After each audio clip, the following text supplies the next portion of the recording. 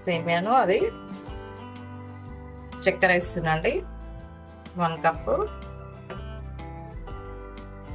అలాగే ఇలాచీ పౌడర్ అండి,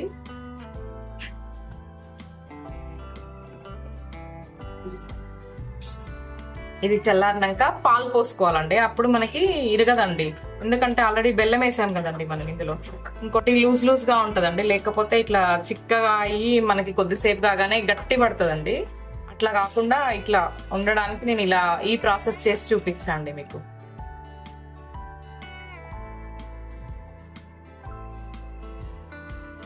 ఇది ఒక 10-12 మెంబర్స్ తినొచ్చండి ఈ సేమియాని, నేను చేసిన క్వాంటిటీ.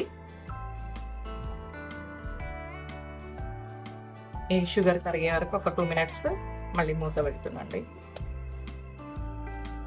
ఓకే అండి, ఒకసారి మూత తీసి చూద్దాం.